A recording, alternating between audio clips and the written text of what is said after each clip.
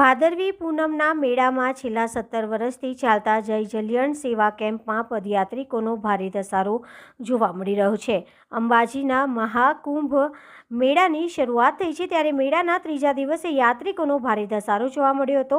માંબાના દર્શન કરવા માટે યાત્રિકોનું ઘોડાપૂર ઉમટી પડ્યું છે। અંબાજીને જોડતા રોડ રસ્તાઓ બોલ મારી અંબે જય જય અંબેના નાદથી ગુંજી ઉઠ્યો છે। ત્યારે દાતા રતનપુર નજીક છેલ્લા 17 વર્ષથી ચાલતા જય જય જલિયાણ સેવા કેમ્પમાં પણ યાત્રિકોનો ભારે ધસારો જોવા મળ્યો હતો। માના ભક્તોએ બહોળી સંખ્યામાં જય જલિયાણ સેવા કેમ્પની સેવાનો લાભ લીધો હતો।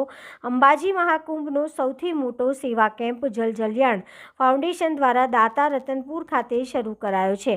કેમ્પના પ્રથમ દિવસે હજારો માઈ ભક્તોએ ભોજન પ્રસાદનો લાભ કેમ્પ ખાતે લીધો હતો। સાથે સાથે અનેકવિધ સુવિધાનો લાભ લઈ પદયાત્રીઓ ધન્યતા અનુભવી હતી। જય જલિયાણ સેવા કેમ્પમાં બનાસકાંઠા જિલ્લા કલેક્ટર શ્રી મિહિરભાઈ પટેલ સાહેબે કેમ્પની મુલાકાત લીધી હતી। તેઓએ સૌપ્રથમ કેમ્પની આરતીમાં ભાગ લઈ માંબેની પૂજા અર્ચના કરી હતી। ત્યારબાદ પદયાત્રિકોને ભોજન પીરસ્યું હતું તેમજ આયોજકોની સેવાને બિરદાવી હતી। સાથે સાથે કૌશિકભાઈ એસ મોદી વહીવટદાર અને અધિક કલેક્ટર અંબાજી ટ્રસ્ટ બનાસકાંઠા જિલ્લાના પૂર્વ સાંસદ પરબતભાઈ પટેલ અને ધાનેરાના વર્તમાન ધારાસભ્ય માવજીભાઈ દેસાઈ જલિયાણ સેવા કેમ્પની મુલાકાત લીધી હતી અને કેમ્પની સેવાને બિરદાવી હતી। અહેવાલ Rakesh Thakkar DT news live 24 Banaskantha. 17 વર્ષથી જય જલિયાણ સેવા કેમ્પમાં અંબાજી જતા પદયાત્રિકો માટે એક વિશિષ્ટ સેવા યજ્ઞ અહીં શરૂ કરવામાં આવે છે। 24 કલાક ચાલતો આ એકમાત્ર કેમ્પ છે જેમાં 5 દિવસમાં હજારો માય ભક્તો સ્વાદિષ્ટ ભોજન, મેડિકલ સુવિધા અને આરામની સુવિધાનો લાભ લે છે। અહીંયા મિનરલ પાણીનો પ્લાન્ટ પણ શરૂ કરવામાં આવે છે જેમાં સાથે સાથે ઠંડી છાશનું પણ વિતરણ કરવામાં આવતું હોય છે। સવારે અહીંયા બુંદી, ગાંઠિયા, બટાકાનું શાક, દાળ ભાત અને સાંજે ખીચડી કઢી અને સાથે બુંદીનો અહીંયા પ્રસાદ આપવામાં આવે છે।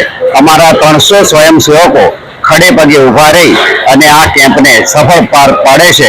માં અંબાની કૃપાથી દર વર્ષે પદયાત્રિકોનો ધસારો વધતો જાય છે અને કેમ્પમાં હજારો પદયાત્રિકો લાભ લઈ અંબાજી તરફ આગળ વધે છે।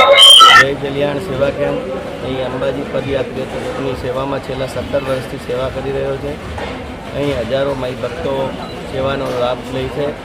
અહીં પ્રસાદ રૂપે બુંદી, ગાંઠિયા, બટાકાનું શાક, રોટલી, દાળ ભાત પીરસવામાં આવે છે। માનો પ્રસાદ લઈ ભક્તો આગળ વધી રહ્યા છે। સાથે સાથે મેડિકલ સેવા, ઠંડી છાશ, મિનરલ પાણીની સુવિધા અહીં આપવામાં આવે છે। આ કેમ્પ એકમાત્ર એવો કેમ્પ છે કે જે 24 કલાક ચાલે છે। અહીં 24 કલાકમાં હજારો માઈ ભક્તો પ્રસાદનો લાભ લે છે અને છેલ્લા 4 દિવસ આ કેમ્પ ચાલે છે।